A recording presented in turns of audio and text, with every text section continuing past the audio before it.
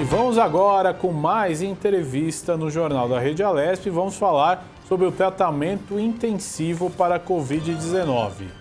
Sobre esse assunto, nós vamos conversar agora com a médica Suzana Lobo. Ela é diretora-presidente da AMIB, Associação de Medicina Intensiva.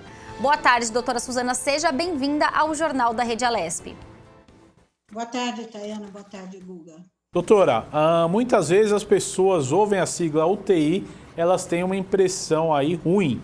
Para que fique claro, o que é unidade de terapia intensiva? Isso é normal, Guga. A UTI é um sistema organizado, bastante complexo, para oferecer suporte de vida de alta complexidade. Monitorização contínua, tem muitos aparelhos, né? Suporte orgânico, ventiladores e diálise para o rim. E o objetivo é manter a vida durante condições clínicas de gravidade alta, risco de morte às vezes, como trauma, infecção generalizada, cirurgia. Essa assistência é contínua, 24 horas por dia, por uma equipe muito treinada, multidisciplinar, né?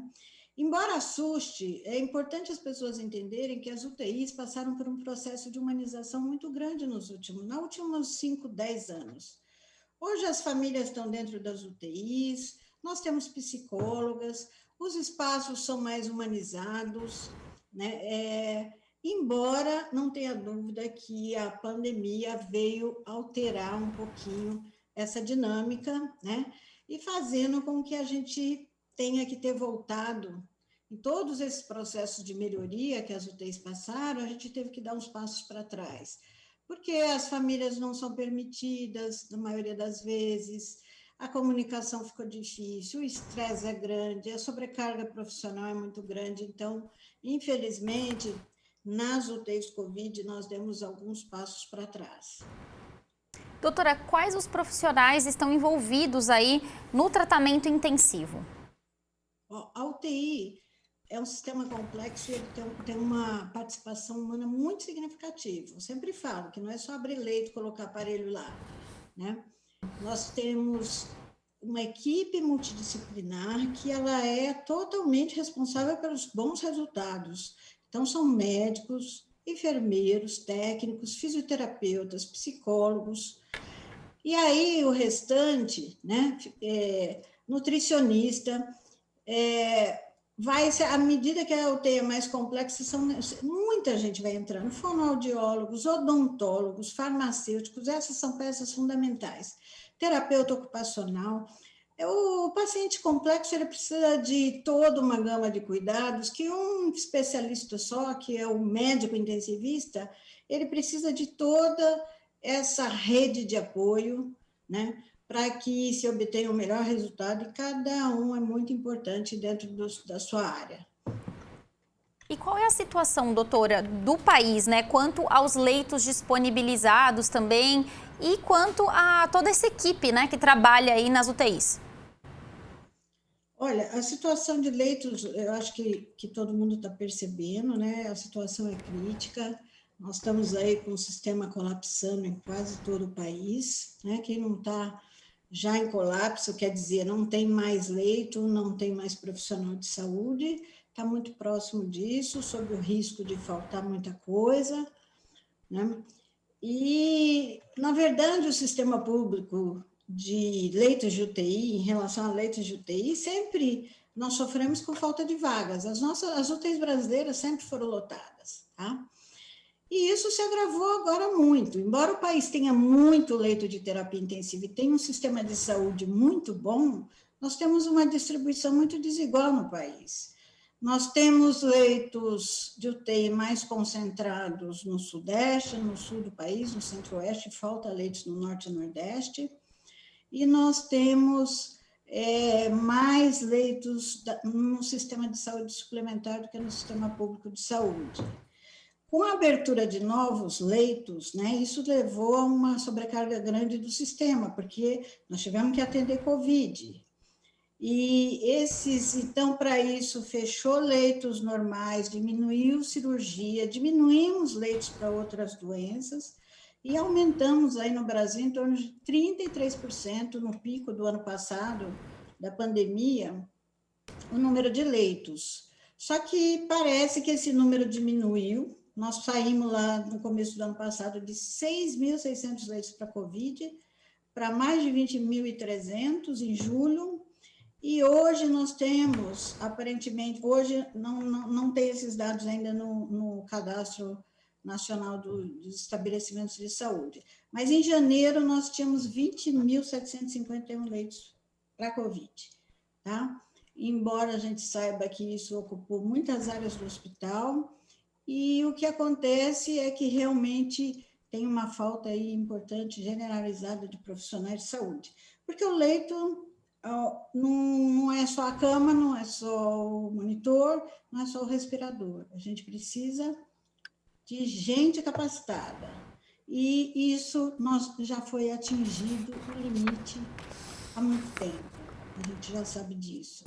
Agora, doutora, quando se pensa num leito de UTI e vai em torno da primeira pergunta também, as pessoas ficam com medo porque já pensam em intubação, etc. e tal, mas nem todos os pacientes que vão para a UTI, por exemplo, são intubados. Quais os cuidados aí principais, principalmente aí nas vítimas que contraíram a Covid-19?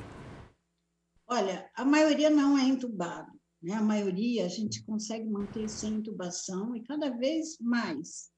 Então, o cuidado da Covid se baseia principalmente em controlar a inflamação com medicamento, mas isso na hora que o doente é grave, né? Com oxigênio, com anticoagulantes para impedir a coagulação do sangue, que é uma complicação importante do paciente com Covid, que o sangue coagula mais e leva a tromboses. Alguns casos antibióticos podem ser necessários. E o que a gente faz para evitar a intubação? A gente usa ventilação não invasiva, sistemas com oxigênio de alto fluxo, manobras de prona, que muita gente já viu bastante na televisão, que é colocar o paciente deitado sobre o estômago, tudo isso, essas manobras feitas com equipes bem treinadas, pode evitar a intubação. Se tiver que intubar, o suporte ventilatório é seguro, o respirador ele vai manter a oxigenação do pulmão em níveis adequados, enquanto, né, o organismo combate o vírus. E também tem pacientes que precisam de diálise, de uma máquina de diálise. Então, todos esses cuidados, eles são, dependendo da gravidade do paciente, eles são necessários e só podem ser dados dentro de uma UTI, por uma equipe capacitada. E até hoje a gente faz, né, oxigenação que a gente chama de ECMO, que é uma oxigenação com uma membrana fora do corpo. E que, se precisar, tem uma máquina que vai substituir o pulmão do paciente. Isso são muito poucos centros no Brasil ainda, mas é uma possibilidade e deve estar aos poucos aumentando aí pelo país. Agora, doutora, ainda nesse assunto da intubação, recentemente uma estatística diz que cada 3 doentes de Covid intubados, 2 morreram no Brasil. Isso acontece pela gravidade da doença ou quando a pessoa é intubada já é quase que um último recurso, doutora? A intubação, como ela é um recurso para o doente que está evoluindo com uma forma muito grave, esse paciente ele não tem só o pulmão alterado. Geralmente ele tem um comprometimento pulmonar muito mais importante que os outros e, além disso, ele tem outras disfunções orgânicas. Então, essa maior mortalidade no intubado é verdade, porque os pacientes são muito mais graves. Por exemplo, a gente sabe que a mortalidade nos pacientes que vão para a UTI não são intubados, ela é menor que 10%. E é uma doença grave. Ao passo que naqueles que são intubados, e como se fosse realmente um último recurso, porque há muitas coisas que são tentadas, né? A medicação, a prona, né? A ventilação não invasiva, tudo isso é tentado. E como se o paciente não responde, e a mais da metade vai responder a isso, né? Aí o paciente vai ser intubado. E é por isso que a taxa de mortalidade ela é alta. Agora, doutora, ainda falando dos profissionais, né, que trabalham nas UTIs, existe um número, um balanço, né, um número aí estimado de pessoas infectadas pela Covid-19 que trabalham nesses ambientes? Nós temos, Tayana, nós temos dados de uma pesquisa que foi feita em fevereiro pela AMB, Associação Médica Brasileira. Eles mostraram que de cada 4 médicos que responderam à pesquisa, um já teve Covid. A chance no médico de ter Covid é 5 vezes maior do que na população geral.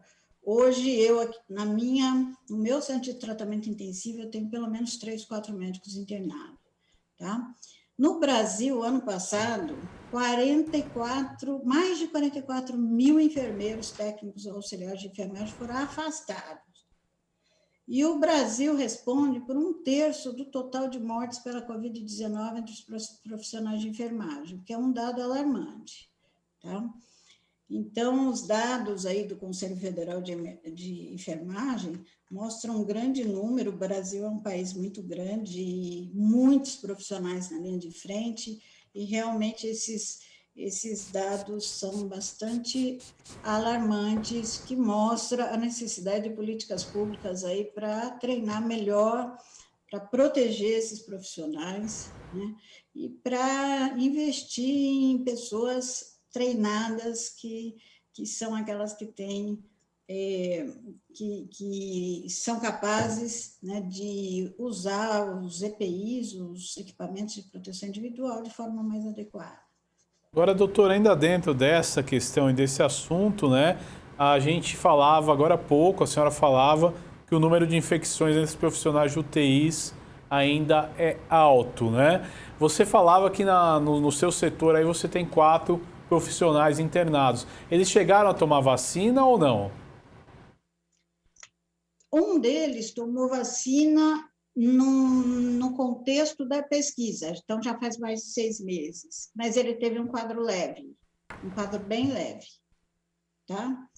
Desculpa, um não, o único que tomou a vacina. Os outros não tomaram a vacina ainda, os outros ainda não tinham tomado a 2ª dose da vacina. Entendo, então, portanto, não estavam, né, 100% imunizados. Agora, doutor, em muitas partes do país estamos observando um aumento aí acelerado por leitos de UTI. Qual que é o impacto na rotina dos profissionais com esse aumento? Porque a gente sabe, né, às vezes é fácil você repor a máquina, repor a cama, o aparelho, a instalação, mas e os profissionais que você demora tanto tempo para formar um profissional? São 2 consequências. A primeira é a exaustão física, emocional, o burnout nesses profissionais que já estão desde março do ano passado atendendo, né?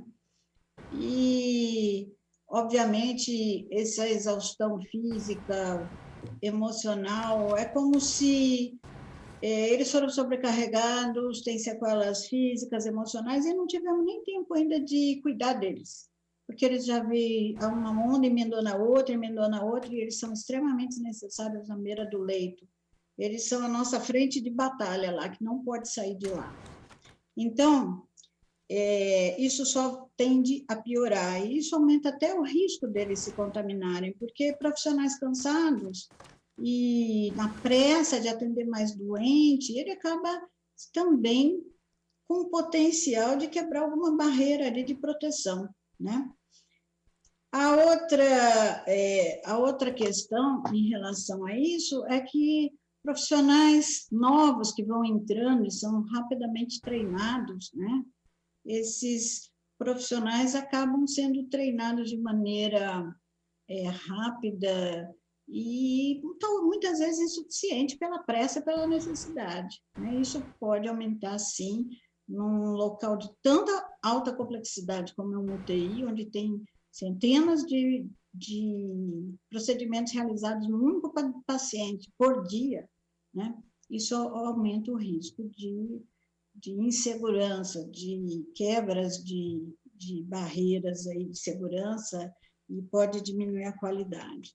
Então, é bastante complicado. Outro problema que eu acho que é um efeito colateral dessa pandemia, e que é muito importante a gente olhar, é o que está acontecendo com os outros doentes, porque para a gente ter toda essa força de trabalho dirigida para a Covid, como é que estão as outras UTIs no Covid? Os pacientes continuam doentes, com doenças cardiovasculares, com câncer, com trauma.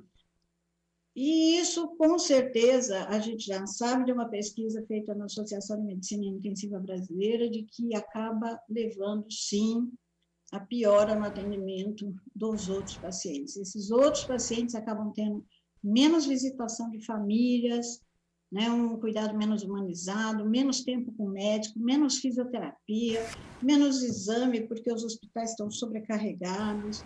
É uma situação bastante crítica. Nós estamos numa situação de uma crise sanitária muito importante e os profissionais de saúde da linha de frente aí estão segurando a situação, mas nós precisamos que a situação seja... que todo esse manejo dessa crise seja feito lá fora, para que os pacientes não cheguem, para que a gente possa desacelerar o ritmo dessa pandemia, atender todo mundo que tem que ser atendido, não deixar ninguém de fora, né? Não deixar paciente, como está acontecendo em alguns estados do país, na fila. Essa semana parece que morreu uma enfermeira de UTI, que provavelmente atendeu muita gente, salvou muitas vidas, né? A semana passada, se não me engano, em Santa Catarina, e a hora que ela precisou de um leito, não teve um leito para ela.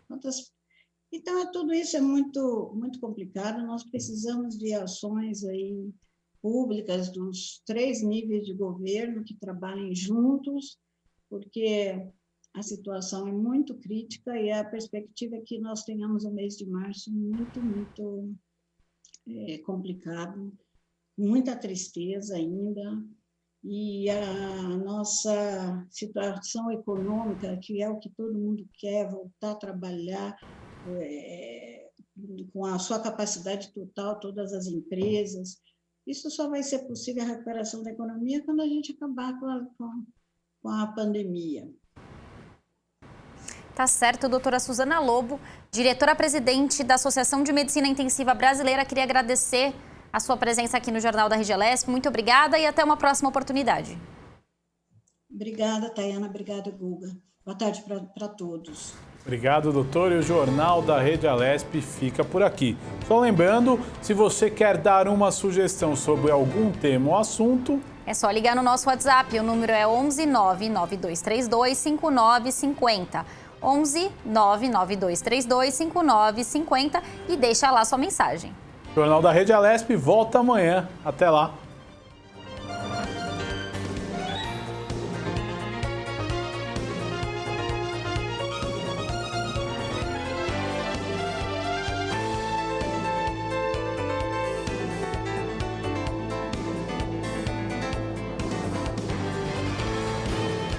Você acompanhou o Jornal da Rede Alesp.